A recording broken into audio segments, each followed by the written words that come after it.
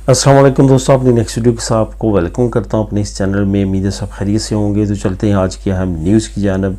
सबसे पहले तो बात करेंगे कि स्पेन में वो तो कौन से 3 काम करने वाले लोग हैं जिनके लिए एक बहुत अच्छी अनाउंसमेंट आई है कि उनकी रिटायरमेंट जल्दी हो सका करेगी।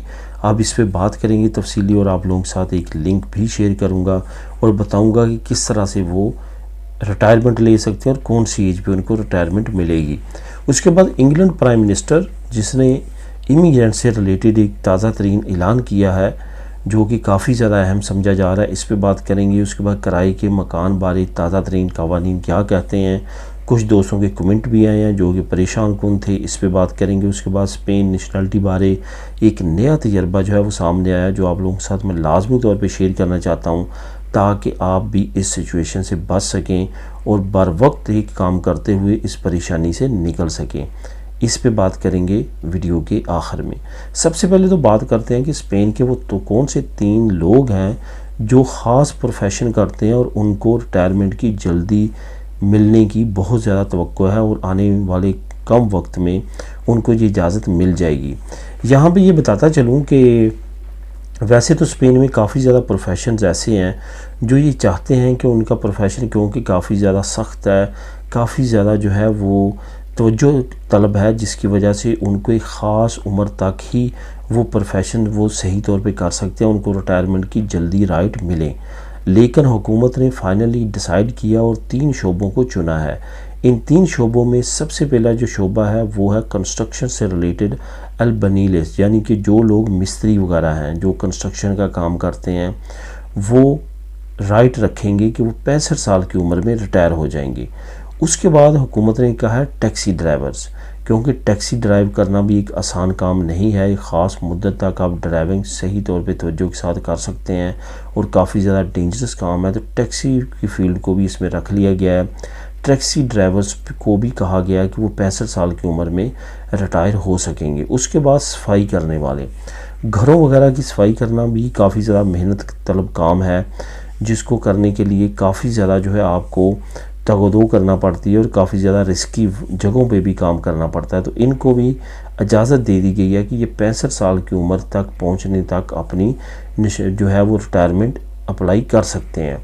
यहाँ पे ये बताता चलूँ कि बस ड्राइवर्स जो प्रोफेशनल्स हैं उनके भी बहुत ज़्यादा चांसेस हैं कि उनको भी इस एज में रख लिया जाएगा। लेकिन यहाँ पे एक बड़ा मसला ये है कि जो बस ड्राइवर्स की यूनियन है उनकी तरफ से हुकूमत पे दबाव है 60 साल का कि उनको 60 साल की इजाज़त दी जाए, क्योंकि जो बाई प्रोफेशनल बस ड्राइवर्स हैं वो ये चाहते हैं कि क्योंकि बस ड्राइविंग भी एक बहुत ज़्यादा मुश्किल काम है और बहुत ज़्यादा तवज्जो तलब काम है, तो इसमें भी एज फैक्टर बहुत ज़्यादा है, तो इस वजह से उनको 60 साल में इजाज़त दी जाए। लेकिन हुकूमत बाज़िद है कि वो 65 से नीचे नहीं आएगी।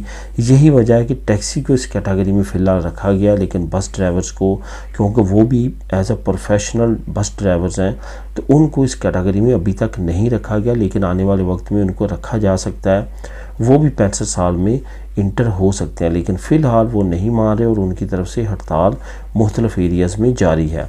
तो आने वाले वक्त में जैसे इसके बारे में कोई नई अपडेट आएगी वो भी आप लोगों के साथ शेयर करूँगा। अब बात करते हैं इंग्लैंड प्राइम मिनिस्टर ने इमिग्रेंट्स पर क्या नया ऐलान किया और किस तरफ ये जा रहा है। इस वक्त जो इंडियन निज़ाद बरतानवी प्राइम मिनिस्टर है उसकी तरफ से बहुत ज़्यादा कोशिश है कि वो इमिग्रेंट्स के मसले को किसी न किसी तरह हल करे।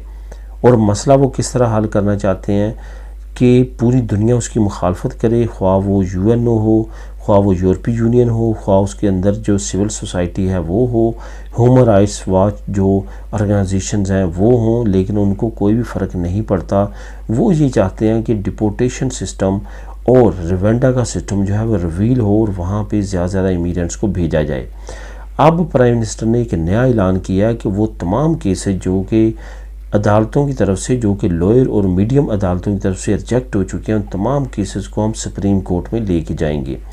एक धमकी नुमा स्टेटमेंट उनकी सामने आई है कि अदालतों ने ये फैसले गलत दिए हैं, हम हर सूरत में इसका दफा करेंगे और हम सुप्रीम कोर्ट जाएंगे और वहाँ पे हम इन केस की अपीलें करेंगे, क्योंकि हम इन लोगों को डिपोर्ट करना चाहते हैं जो यहाँ पे इल्लीगल आते हैं।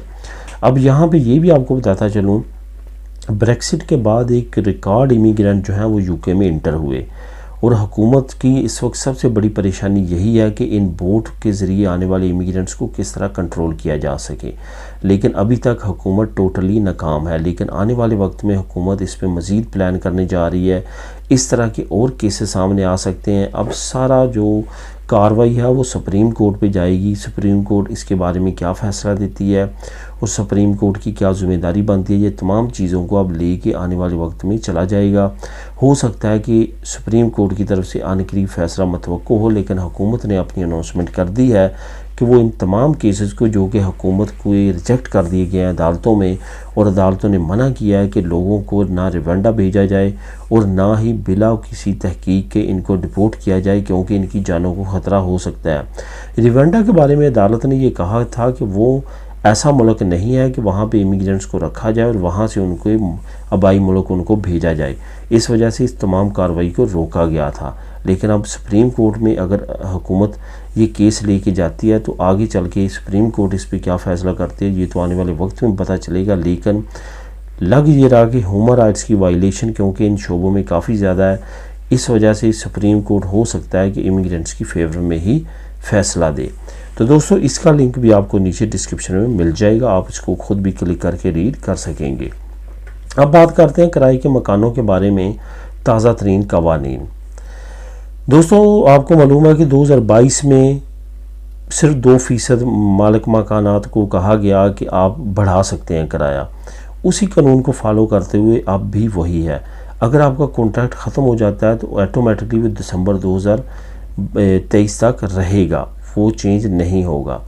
2022-23 में काफ़ी रायतें दी गई। घर अगर आप किराए पे लेते हैं या आपके पास ऑलरेडी है तो उसमें मालकान पे काफ़ी जिम्मेदारियां डाली गई कि वो 2% से ज़्यादा किराया नहीं बढ़ा सकते, कॉन्ट्रैक्ट रिन्यू करते हुए ज़्यादा किराया नहीं ले सकते। इन तमाम चीज़ों पे उन्होंने काफ़ी ज़्यादा रिस्ट्रिक्शंस डाली। अब इस वक्त ताज़ा तरीन सिचुएशन ये है कि अब मालिक मकान जो है वो काफ़ी ज़्यादा हिचकिचा रहे हैं नए घर देने में। यही वजह है कि जिनके पास पुराने घर हैं वो भी पुराने लोगों को से वापस ले रहे हैं। इसी तरह एक दोस्त का कमेंट आया कि मैंने 5 साल के लिए कॉन्ट्रैक्ट किया था, वो ख़त्म हो चुका है, अब मालिक मकान जो है वो वापस अपना घर मांग रहा है और उसने एजेंसी को घर दे दिया बेचने के लिए, और वो कहता है मैंने घर बेचना है। तो क्या अब मैं ज़बरदस्ती वो मुझे निकाल सकते हैं? उन्होंने मुझे इस महीने की 30 तारीख का टाइम दिया है।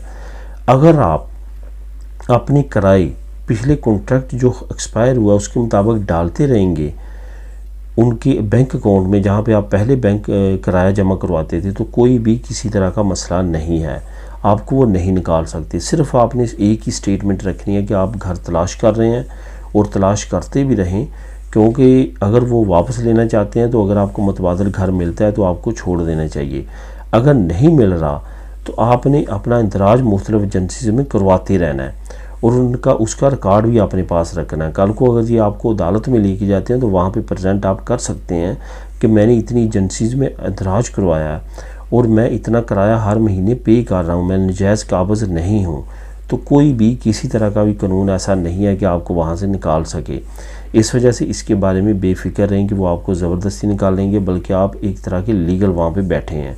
क्योंकि अगर आप किराया जमा करवा रहे हैं पिछले कॉन्ट्रैक्ट के मुताबिक तो आपको वो आसानी के साथ नहीं निकाल सकेंगे जब तक आपको कोई और घर नहीं मिल जाता। इस वजह से इसमें कोई भी किसी तरह की भी परेशानी नहीं है।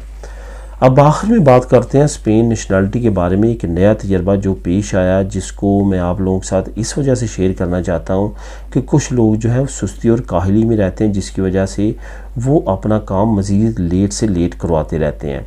असल में कुछ वाक़यात ऐसे हुए हैं कि कुछ लोगों की नेशनलिटी 1 साल टाइम गुजर चुका था, पास नहीं हुई। कुछ ने फ़ौरन अपील की और कुछ ने सोचा कि अभी हम मज़ीद 2-4 महीने देख लेते हैं। कुछ ने 1.5 साल में जाके अपील की, इवन कुछ ने 2 साल में जाके अपील की। जब इन लोगों ने अपीलें की तो उस वक्त सामने आए इनके फाल्ते। एक नया मिनिस्ट्री खुस्तीसिया का ये काम शुरू हुआ है कि जब तक आप अपील नहीं करते आपको पता नहीं चलता कि आपकी नेशनलिटी में नुक्स क्या है जिसकी वजह से इतनी लेट है। जब आप अपील करते हैं तो फिर आपके वकील को पता चलता है कि आपकी नेशनलिटी में ये मसला है। वो जैसे आप दूर कर देते हैं तो चंद दिनों में आपकी नेशनलिटी पास हो जाती है। मेरा इस वीडियो में इस इंफॉर्मेशन में आपको बताने का मकसद ये है जैसे 1 साल मुकम्मल हो, नेक्स्ट 2-3 डेज़ आप अपनी रिकुर्सो कर दें।